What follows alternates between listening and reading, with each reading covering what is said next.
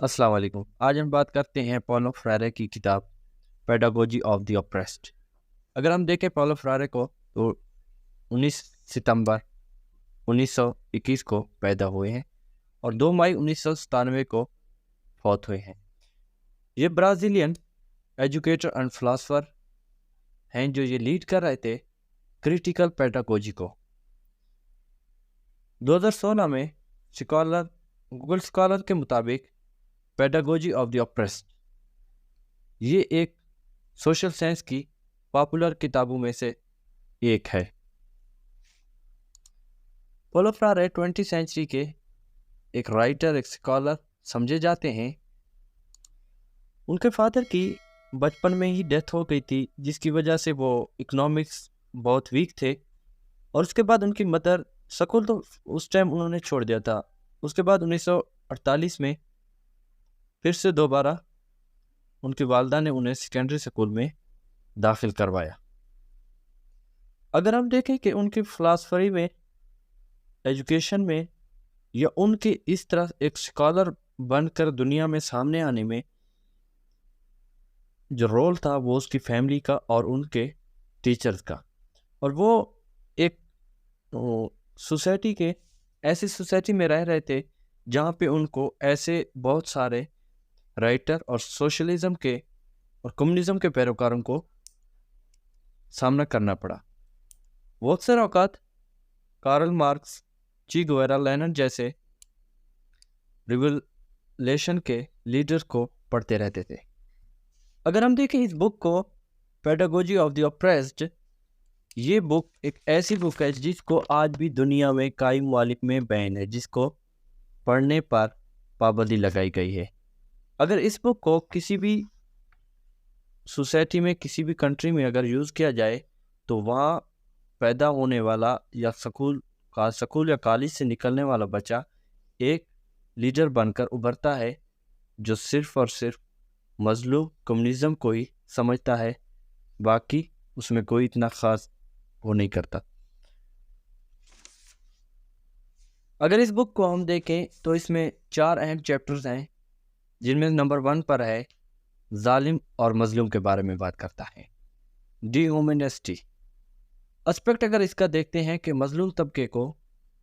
ظالم یہ بتاتا ہے کہ تم صرف اور صرف ایک غلام ہو، اور وہ کہتا ہے کہ مظلوم جو طبقہ ہے اس کو یہ پتا ہونا چاہیے کہ ہم ایک غلامی کی زندگی گزر رہے ہیں۔ ڈی ہیومنائزیشن، یا ہم ظالم کہہ سکتے ہیں یا ایک قابض کہہ سکتے ہیں، کہ وہ دنیا میں یا کسی بھی نیشن کو اتنی کلاسز میں تقسیم کرتا ہے کہ وہ خود کو کسی کے ساتھ بیٹھنے تک بھی گوارا نہیں کرتے، اور اس کو ڈیوائیڈ کرتا ہے کسی مذہب میں، لینگویج میں، یا کسی بھی کلچر کے اسپیکٹ کے حوالے سے اس کو ڈیوائیڈ کرنا شروع کر دیتا ہے۔ مظلوم سمجھتا ہے کہ یہ میری ہی قسمت ہے، اور اس میں پولو فرائرے کہتا ہے کہ آزادی وہی سمجھ سکتا ہے جو یہ قبول کر لیتا ہے کہ میں غلام ہوں، اور سٹرگل کا راستہ وہی اختیار کرتا ہے جس پر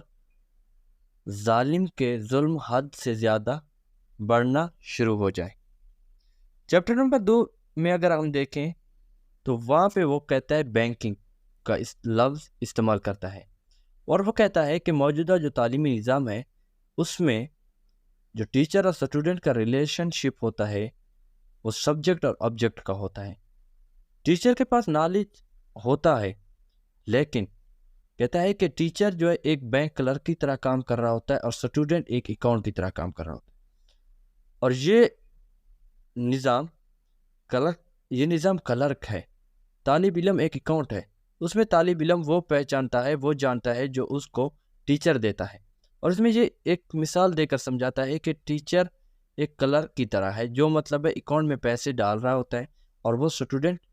ایک اکاؤنٹ ہے جو سیو کر رہا ہوتا ہے، اور پھر وہ آگے وہی پرووائڈ کرتا ہے۔ اور اس میں کہتا ہے طالب علم لسنر ہوتا ہے صرف، لیکن یہاں پہ اور پولو یہ بھی کہتا ہے کہ طالب علم کو آزاد ہونا چاہیے تاکہ وہ ایک آزاد خیال ہو، اور ٹیچر کو چاہیے کہ اسٹوڈنٹ کو فریڈم چھوڑ دے تاکہ وہ سوسائٹی میں رہ کر کویشچن کرنا جانے کہ کس طریقے سے کویشچن کر سکتے ہیں، اور وہ باتوں میں ایک سرمایہ داری نظام سے سوال کرنے کی جرات رکھ سکے۔ اس کے 2 پہلے چیپٹر ہم نے یہاں پہ ڈیفائن کیے، تو انشاءاللہ نیکسٹ ویڈیو میں ہم اس کے اگلے 2 چیپٹر کو ڈیفائن کریں گے۔ Thank you.